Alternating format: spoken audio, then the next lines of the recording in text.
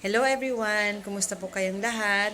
Nandito po ako para po magbigay po sa inyo ng about what I have learned from Sir Jeff training or sa Zoom training niya today, itong March 7 po. So, I hope next time around na merong Zoom si Sir Jeff ay makapag-attend po kayo. Okay? So, ang pinakapunto po na gustong iparating ni Sir Jeff, especially sa mga leaders na rin, itong may mga engaged people na sa inyo, yung mga tao ninyo sa baba ninyo. Kasi ang networking kasi is just a business na ang mga tao will come and go. Especially yung umaalis sa business is yung hindi na-appreciate yung system, or siguro hindi niya alam kung anong gagawin niya, or siguro wala pong nagturo sa kanya. So, in this kind of business kasi, kaya nga ino-offer ng company ang tinatawag ko na crazy abnormal wage. Kasi pag once na makuha nyo itong sistema ng for life system natin, no? Marami namang networking company, pero depende sa bawat sistema na ginagawa nila. But our system is too different and too far away from the other company. Kasi ang sa atin is talagang ibang klasing genes ng klasing network marketing. Okay? So, according to Sir Jeff, ang gagawin lang naman natin, we will just build. Paano natin pag-build? Yung bang mag-engage ng mga tao na interested to become seller aside from user, or those who really wanted to do the business by building people.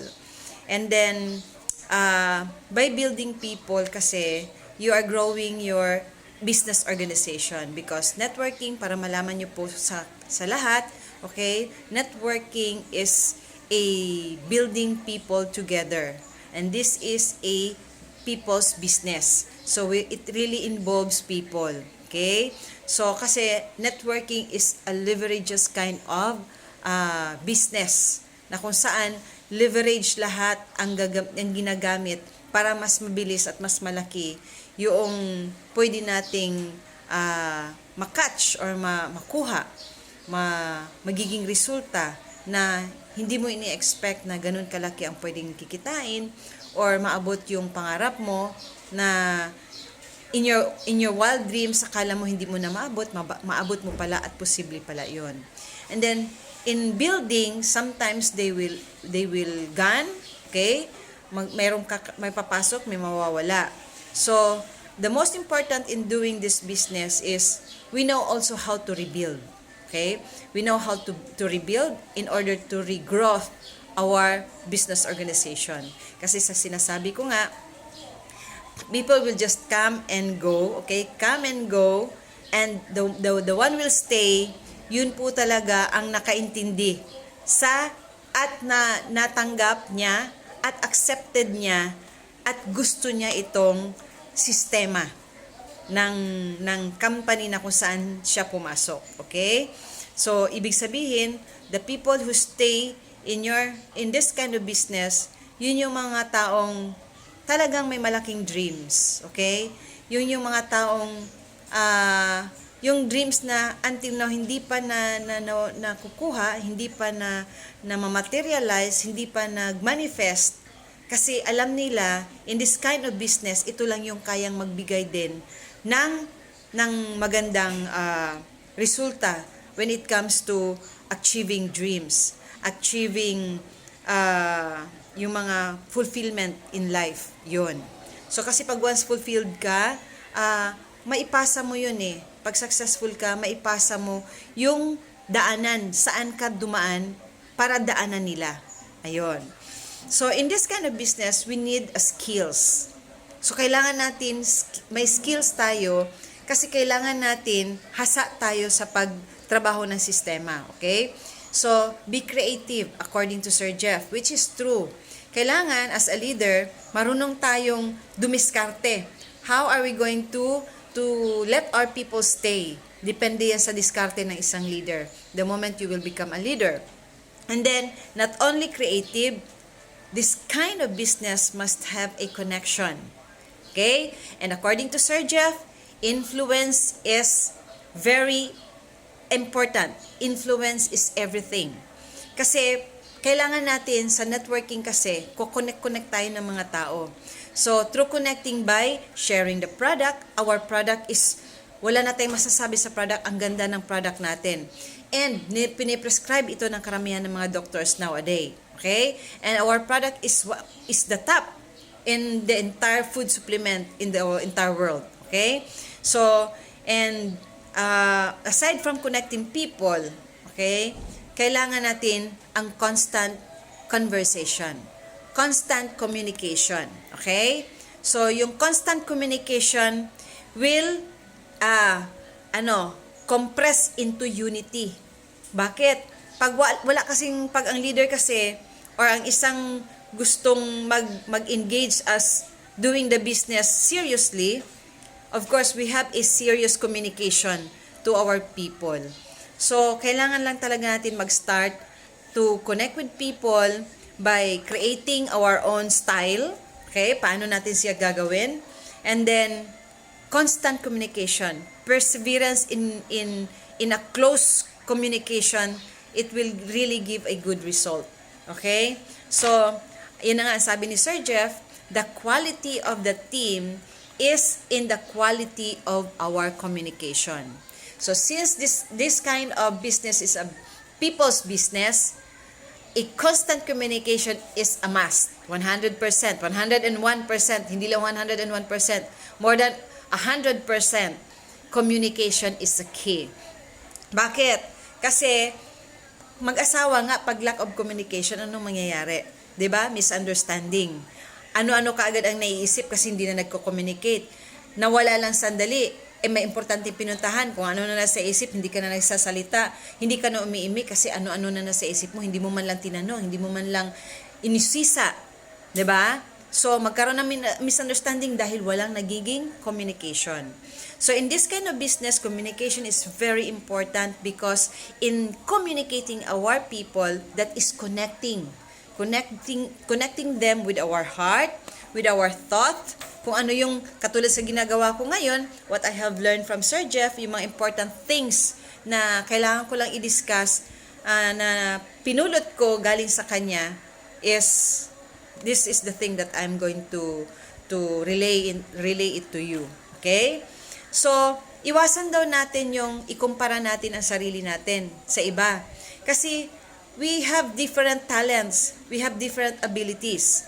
But, we can, hasa our ability, our capability, our talent, our skills, nahahasa yan. Depende yan how we use the ability, the capability, the talent that we have. And since it was given to us, gamitin natin, we'll use it. Okay? And then, kailangan, wag tayong too much expectation in a very unrealistic expectation. Kasi, in this kind of business, hindi po ito in just one click or in a snap of our hand or an overnight work, nandiyan na kaagad yung dreams natin, mafu-fulfill na agad. Hindi po. Kasi, in networking, minumold po tayo, especially our attitude.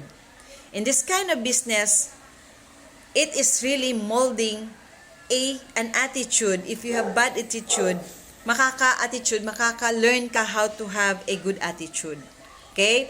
Kung wala kang pasensya dito sa network marketing, you will learn how to have patience. Hindi ka makakaintindi agad. In this kind of business, you have to understand different character of your people. Okay? So, yan siya. Then, may mga nangyayari sa mundo natin, mga klasik-klasing balita, according to Sir Jeff, okay? Bad news, social media news, or TV news will create a negative vibe. So, alam na natin may mga mangyayaring hindi maganda sa mundo natin, but we have to focus on sa ating sariling kapakanan. Okay? For our own sake, ang kailangan nating isipin. Kasi, kahit kahit anong gawin natin, we cannot control everything. Okay? And then, the other thing is, we have to avoid the wrong perspective. Okay? So, may mga taong akala natin masyado silang eager.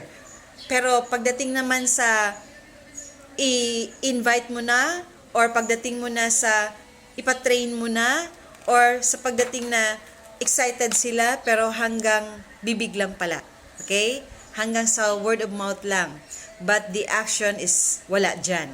Okay?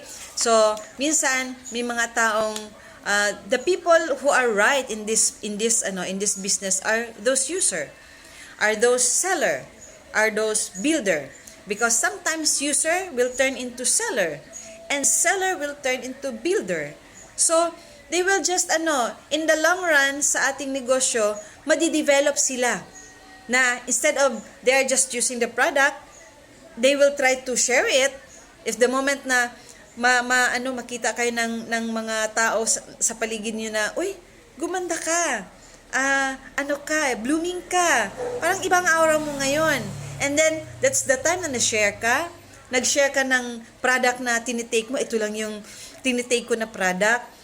Maganda siya. Nagkakaroon ako ng extra energy at oo nga, napapansin nila, bumabata ako. So, that's the time you share.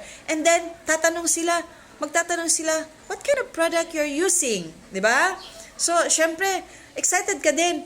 Ay, alam mo, ginagamit ko itong Glutamine Prime kasi nakakaganda ng skin, nakakabata, nakakaalis ng wrinkle, nakakaalis ng mga pigmentations. Diba? Nakakadagdag energy. So, yung taong nasharan mo, na nagchika ka lang sa kanya, biglang, paano ako makakabili niyan? Saan ka bumibili? And then, biglang mapaisip yung user na, pwede kang umorder sa akin. O, diba? Na-offeran mo na siya. Nung na-offeran mo na siya, at kumita ka, uy, maganda pala ito. Sige, magbebenta ako. Okay? Na nga, sa pagbebenta-benta mo, meron ka ma-encounter na isang taong magaling magnegosyo. Sabi, maganda yung product mo anong ginagawa mo? Nagbebenta ka lang? Meron bang pwedeng mag-join dyan?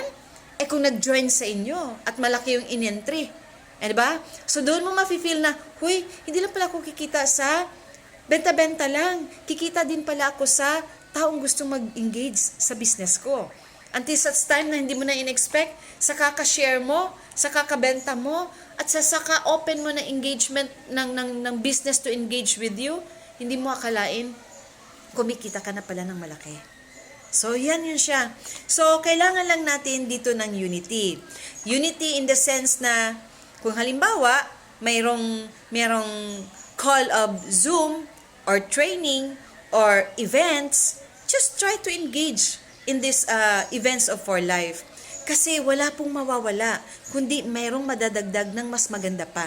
Okay? You will learn, okay? In different way, in a values things, in spiritual things, in a physical things, mental and emotional, nandyan na eh. Kasi all we have to do is engage. Engage yourself. Para kahit papano, may makita ka, may masisilip ka. Kasi ako, before, nag-engage ako. Yung silip ko, hindi pa ganyan kalaki. Okay? Pero nung may nakita ako, lumalaki yung butas na gusto ko makikita. Diba? At lumalaki yung mata ko sa nakikita ko sa iba. Na they are having this kind of life na in the beginning, of course, they really work hard. It really, you have to exert effort. Kailangan mo siyang pasukan ng trabaho. Kasi wala pong income na hindi trinatrabaho. Okay? Kahit pa yung instant income, meron pong ginagawang trabaho. Kahit na shortcut ang ginagawa nila, meron silang nai-income, meron pong exertion, meron pong effort. Kaso nga lang, yung way of business na madalian, mabilis lang ding mawala. Pero itong business na ino-offer sa atin ng For Life, hindi ito mawawala. Forever ito as long as nandyan ang For Life. Okay? So, yan lang po ang aking mabibigay sa inyo na insight galing sa message ni Sir Jeff. Okay? So, I hope na makatulong po yung mga na nare-relay ko sa inyo from from Sir Jeff Outgivers na mga trainings niya, mga tips niya. Kasi alam ko ang iba sa inyo, you are employee, okay? Mga employees kayo. And then ang iba sa inyo may ibang other way of resources na ginagawa. But you can still join or yung kumbaga, i-join forces lang ito. You can do it 2 hours in a day. That's good enough, okay? Or you can do it 4 hours. If you are an employee, ang hinihingi lang naman sa mga empleyado is 2 hours. I-divide mo lang yan siya in 1 day.